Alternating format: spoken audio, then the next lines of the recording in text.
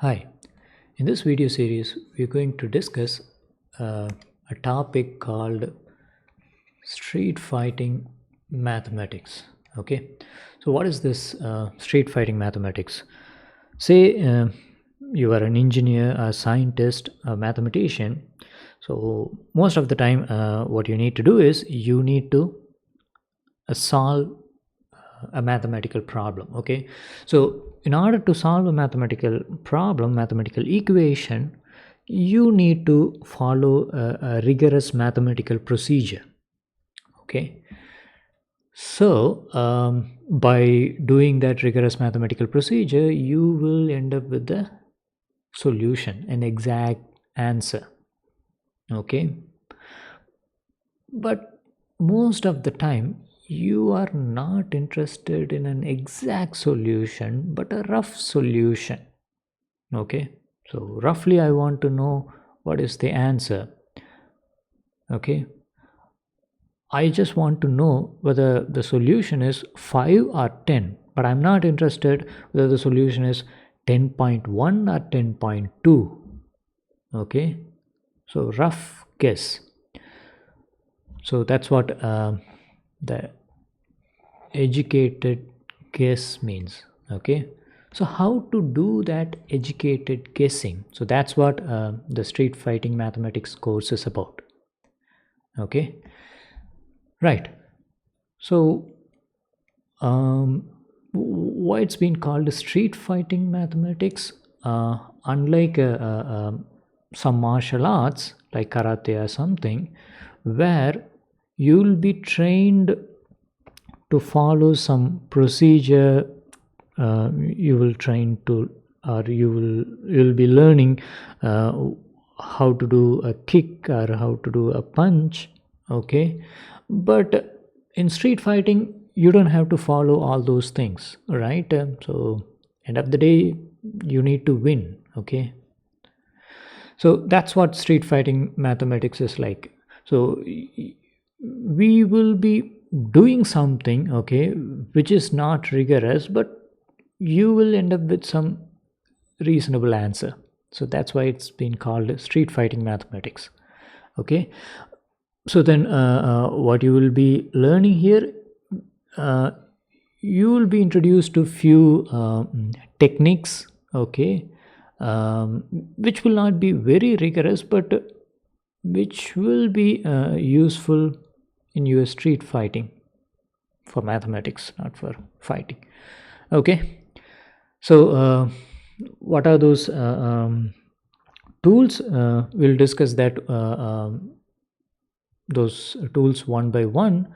um, so before we introduce the first tool, okay, um, just read this statement. So it says, in Nigeria, a relatively economically strong country, the GDP, the gross domestic product, is $99 billion. Okay, so Nigeria, $99 billion. Okay, then the net worth of Exxon is a multinational company, and the net worth is $119 billion. So here Exxon, and that's $119 billion. Okay, when multinationals have a net worth higher than the GDP of the country in which they operate, what kind of power relationship are we talking about? Okay, so that's the concern expressed by this person. Okay, so what that person is doing is he or she, that person is comparing this quantity, okay, this quantity and this quantity, and says that, well, this quantity is more than this one. So in that case, what kind of power relationship are we talking about? Okay, um, maybe that person's concern is reasonable, but whether this comparison is right. So how to check whether the comparison is right? Well, let's see. What is the dimension of this quantity, which is the net worth of Exxon? The dimension of the net worth of Exxon is just the dollar, right? What about the dimension of the GDP?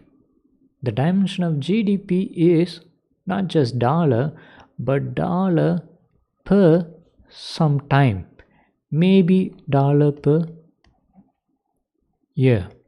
Okay, so basically these two quantities are having different dimension. Okay, if they are having different dimension, then it's not reasonable to compare and make an opinion. Okay, in that case, why we cannot compare? Because see, this is the GDP per year. Okay, and if I calculate the GDP per 2 years, okay, or per 10 years, so let's say 2 years, okay, so then the GDP of Nigeria is basically $198. Okay, but the net worth of Exxon is 119. So in that case, um, the whole point which the person is trying to make gets invalid, right? So for that reason, always we need to compare the quantities which are having the same dimension. Okay, so the first tool in street fighting mathematics, which is dimensional analysis, the dimension.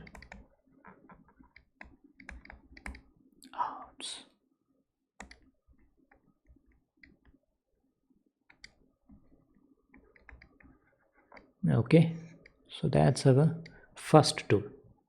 Okay, so this is nothing different. You may have learned the dimensional analysis in your physics. So first, we'll get an overview of this dimensional analysis using a very simple physics problem.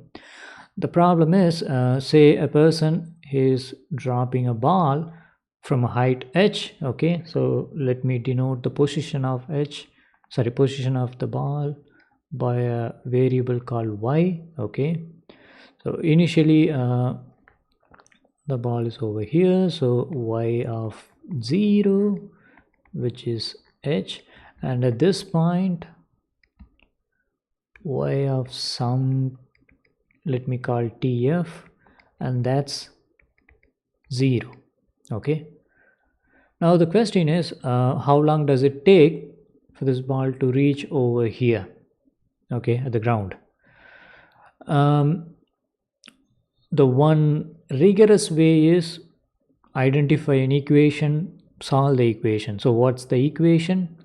So when you drop the ball, the only force which that ball is experiencing is the gravity, and that gravity is downward, so minus g, which is equal to mass into mass into gravity, which is equal to mass into acceleration. I cancel the mass on both sides, so this is equal to the acceleration, which is d square y by dt square, right?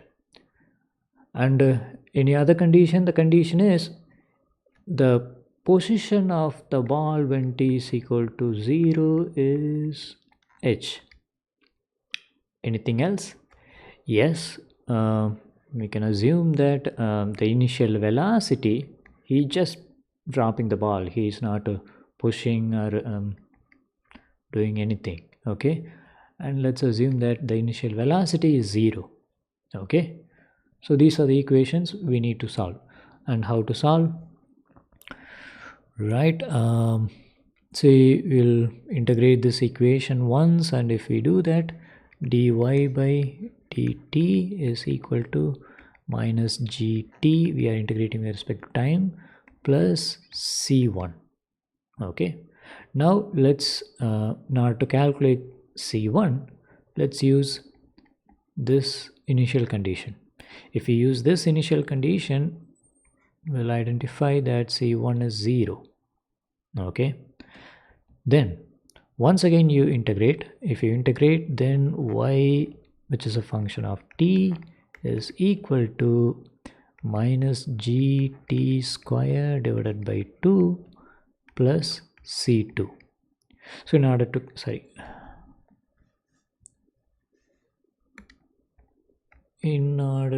calculate c2, okay, we'll be imposing this condition, and if we impose this condition, c2 will be h. Okay, so y of t is equal to minus gt square by 2 plus h. Okay, so now the question is, what is the time taken for this ball to reach the ground? Then what is the time taken for y to be 0? Okay, so then you substitute y of t to be 0. Okay, and that will give you this equation. Okay, and for this condition, what is t? So from this we can calculate t is equal to root then 2 into h divided by g. Okay, so that's the solution.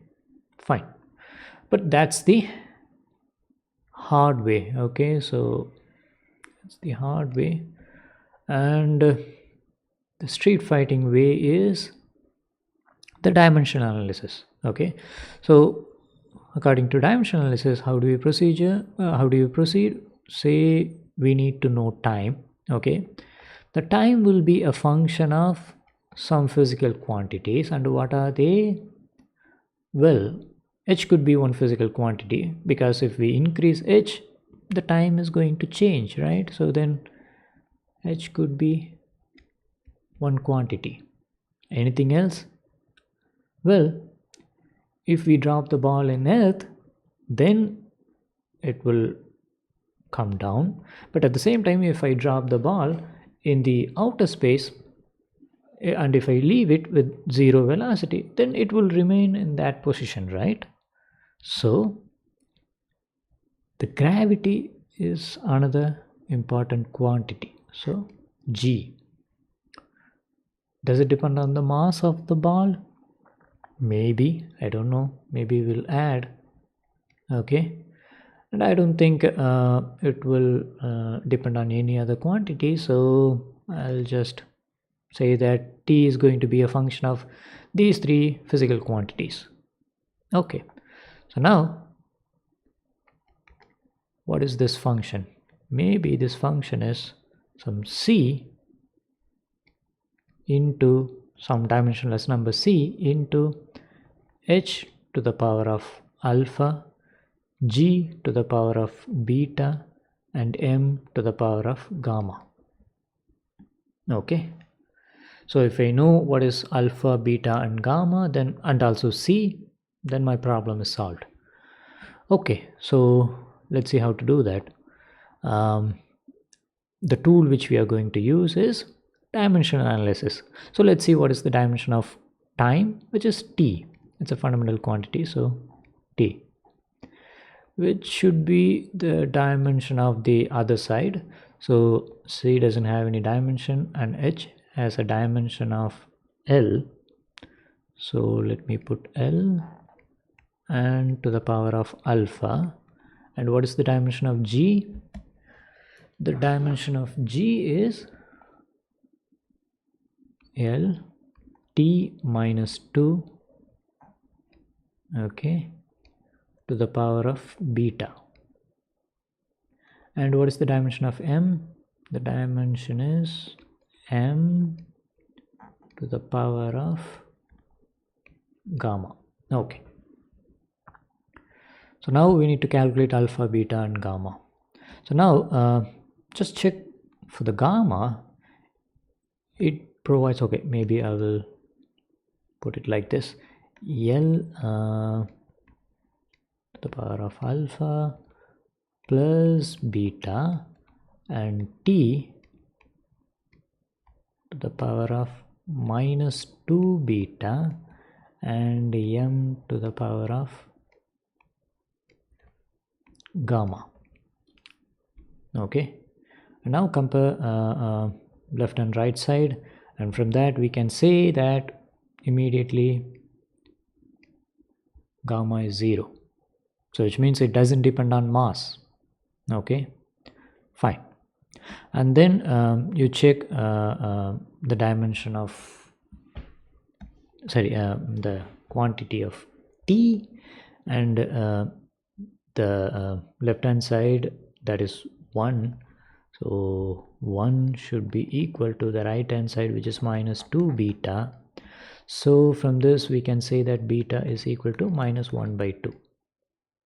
Okay, and if we compare the dimension of the power of length, so in the left hand side that's 0, in the right hand side that's alpha plus beta. Okay, so which means alpha is equal to minus beta, but I already know what is beta, which is minus 1 by 2, so alpha is 1 by 2.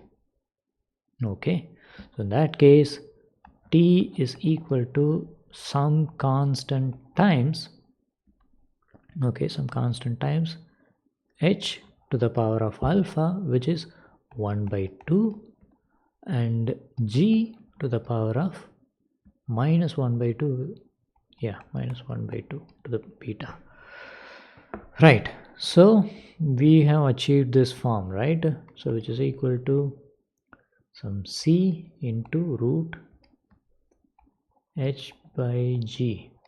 Okay, so how to calculate c? Maybe go to some place and where you are some distance from the ground, and you drop the ball, and you just roughly calculate the time, and that's it. You will get C. Okay, that's an easy case. So choose an easy case where you can actually do an experiment and you can calculate an exact solution. Okay, then you have a solution not just for the easy case but for all the cases.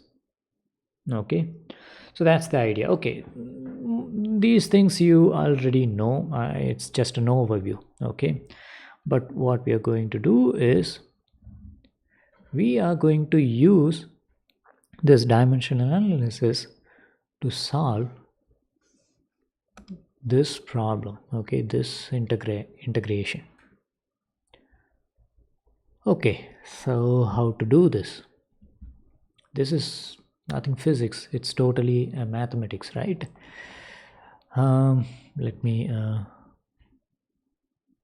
maybe I will just make it a little big. Yeah, so how to do this? Once again, dimensional analysis. Okay, I mean, this is a mathematics, nothing physics, so what do I do using dimensional analysis, right? So what I'm going to do is I'm going to assume that this equation is a result of some science related problem. Okay, so as a result of some science, I've got this equation and now I need to solve. So if we assume like that, then x is no more some number, it is some physical quantity. So does alpha. Okay, so then if it's going to be some physical quantity, what is its dimension? Let me guess it again. Say the dimension of x is going to be length. Okay, let me assume there's nothing wrong, right? So if that is the case, then I'm going to use the dimensional analysis. Okay, but before doing the dimensional analysis, it's going to be a function of something, right? The same like the t is a function of some quantities, right? So let me call this as I. Okay, and I is going to be a function of some variables. And what are those variables? So from here I could say, is it going to be a function of alpha? whether I is going to change if I change alpha. Of course, if I put alpha is equal to 1, it's going to give some value. And if I put alpha is equal to 2, it's going to give a different value, right? So it's going to be a function of alpha. Okay. Anything else? How about x? Is it going to be a function of x? It seems it's going to be a function of x, right? But look closely. I'm integrating with respect to x. Okay. So it's same like, say, summation I is equal to 1 to n and I square. Okay. Now the question is it going to be a function of I? No, it's not going to be a function of I. Okay. So it may be a function of n but not a function of I. Okay. So basically this is not a function of x. So once you integrate, do you see x? No, right? So it's not going to be a function of x. Then the remaining things are, say, minus infinity or infinity or e. The remaining things are just constant. Okay, I don't have to bother about those things. So this is going to be a function only of alpha. Okay, so which means it's going to be some c into alpha times, okay, alpha times, say, let's say k. Okay. Okay, so what is this k and what is this c? That's what we need to identify. For that, I need to know the dimension of left hand side and right hand side. Okay, first let me try to identify the dimension of alpha. So see, here I made an assumption that the dimension of x is L, the length. Okay, from that, can I say something about the dimension of alpha? Look here. So in this quantity, here we are rising exponent to the power of something, right? So which means exponential of something should be a dimensionless number, right? Exponential of something should be, because it's an exponent, which should be a dimensionless number. So which means minus alpha x square should be a dimensionless quantity. If that's a dimensionless quantity, which means alpha is having some quantity, probably it will be having L. Okay, maybe I will do like this.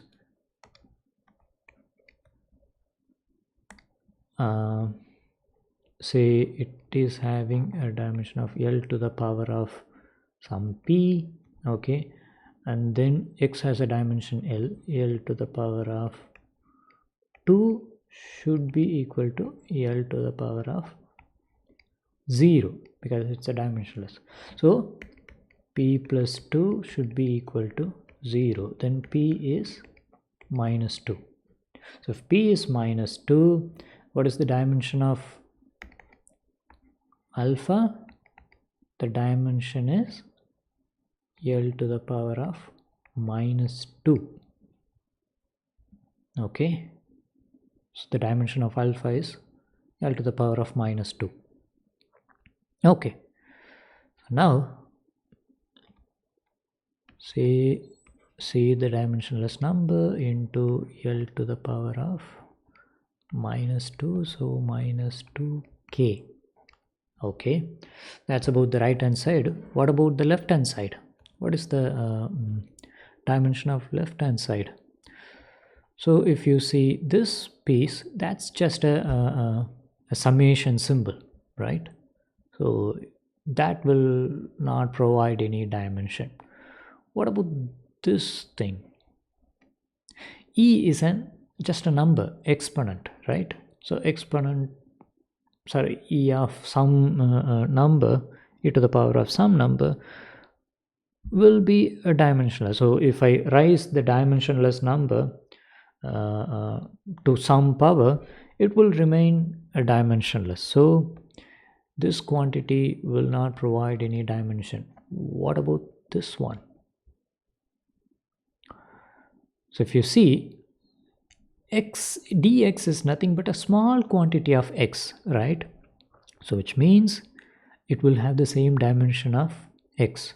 So dx is having a dimension of length. So this side the dimension is just L. Okay, so now just compare left hand side and right hand side and calculate k, and if we calculate k, what we will get is minus 1 by 2. Okay, so what does it mean? It means I is equal to c divided by root alpha. Okay, so I didn't go through any rigorous mathematics or anything, but I have got how this I depends on alpha, right? Okay, so now I have an idea how this I depends on alpha, but still I do not know what's c, right? So for that we need to choose an easy case. So the easy case is put alpha is equal to 1, okay, and solve. Okay, maybe later I will tell you how to do that integration easily, even for that easy case. Okay, but right now just take it from me that c is actually equal to root pi. Even you may have encountered such integration many times, but anyway, I'm just giving it. Later we will see how to get an educated guess. Okay, so the answer is root pi by alpha. That's it. Okay, so that's how you use a street fighting mathematics tool to solve a rigorous mathematical equation. So these are some exercise problems I just like to give you. Sorry. So this is once again some integration and some other integration you need to solve. Okay, and here it seems like some easy case has been given. Maybe you'll be using this easy case and you will solve it. Okay, and once again another problem, integration. Yeah, use dimensional analysis and solve this.